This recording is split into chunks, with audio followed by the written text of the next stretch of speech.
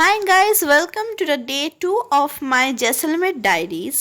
তো আমাদের স্টে ছিল হোটেল আন্তরা ইনে।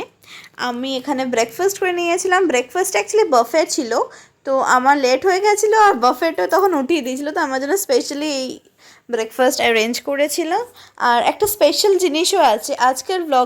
আজকে আমার সাথে আমার দাদার ভয়েসও শোনা যাবে। This is the breakfast being served on the terrace with magnificent views of the Golden City. And here's a glimpse of the breakfast serving. And here's she enjoying the breakfast, and there you can see the Golden Fort in the background. There's the Golden Fort. Yes. It's a beautiful atmosphere here in Jaisalmer.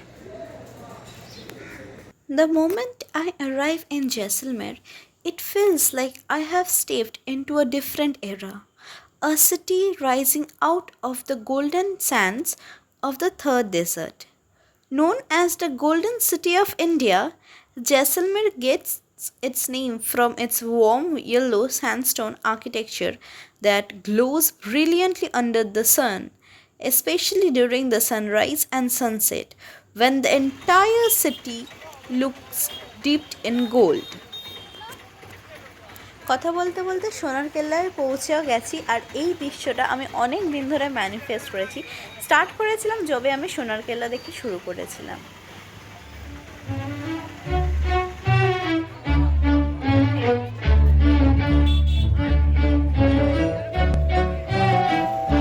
This fort, it was built in 1156 or something in the 11th century, but it gained popularity after 1974 when Satyajit Ray popularized this place by developing the movie Sonar Kella.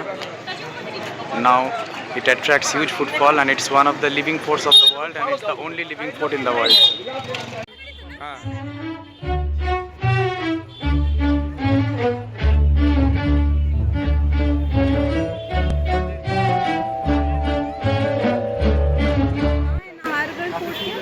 So beautiful. Golden City. এটা হচ্ছে আমরা যখন সোনার কেল্লার উপরে দাঁড়িয়েছিলাম সেখানের view. And just when you think Jaisalmer couldn't get more fascinating, you arrived at Patton Ki Haveli. This isn't just one Haveli, it is actually a cluster of 5 beautifully crafted mansions standing side by side. এটা হচ্ছে পাটপো কি হাভেলি জয়সলমেরের। পাটপো মানে হচ্ছে এখানকার আম্বানি বলে যারা Marwari businessman, তারা এ পুরো বানিয়েছিল 1952-তে। এটা একটা বিল্ডিং, এখানে 5খানা বিল্ডিং আছে, একটা বিল্ডিং বিক্রি হয়েছিল 60,000 টাকায়।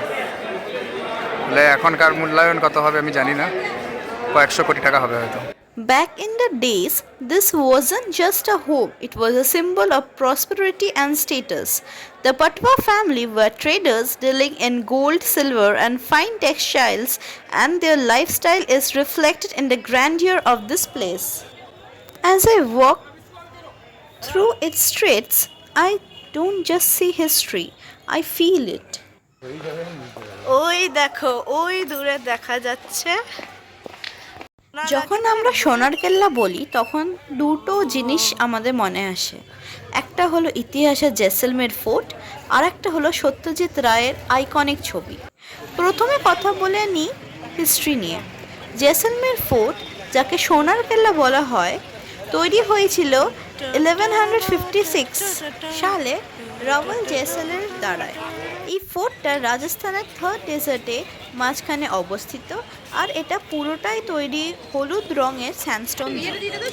সূর্যের আলো যখন এই ফোর্টের ওপর পড়ে তখন পুরো জায়গাটা সোনার মতন ঝিলমিল করে, তাই এর নাম সোনার কেল্লা। এটা শুধু একটা ফোর্ট নয়, এটা একটা লিভিং ফোর্ট। আজও অনেক লোক এখানে থাকে।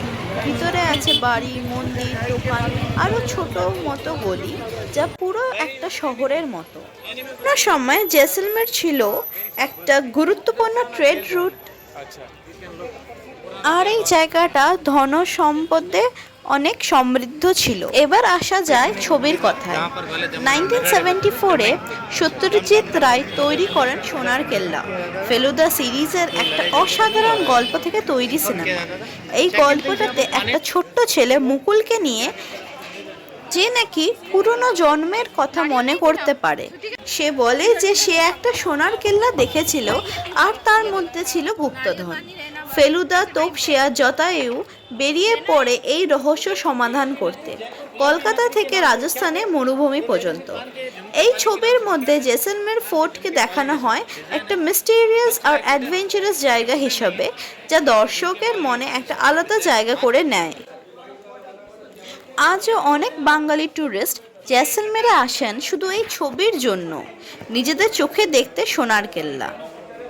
তাই সোনার কেল্লা শুধু ইতিহাস নয়, শুধু সিনেমাও না, এটা হলো একটা অনুভব যা রিয়েল আর রিল দুটোই একসাথে নিয়ে আসে। এখানে এলে মনে হয় যেন আমরা নিজেরাও সেই গল্পের একটা অংশ হয়ে গেছি।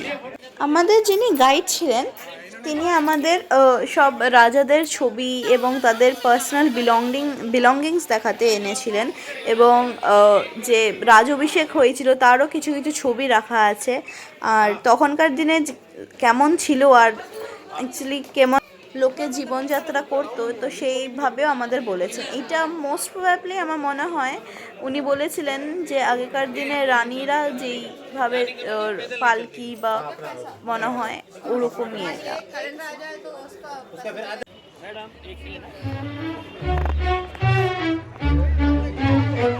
This is the top view from the সোনার কেল্লা।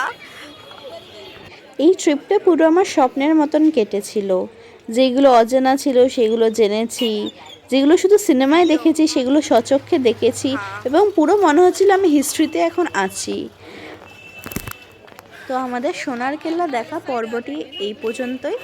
নেক্সট ডে আমরা ঘুরতে গেছিলাম আরও জায়গায়, আমরা ডেজার্ট সাফারি করেছি, আমরা উটের পিঠেও চড়েছিলাম, তো ওইগুলো পরের ভিডিওতে। তো আজকের ভিডিও পর্যন্তই।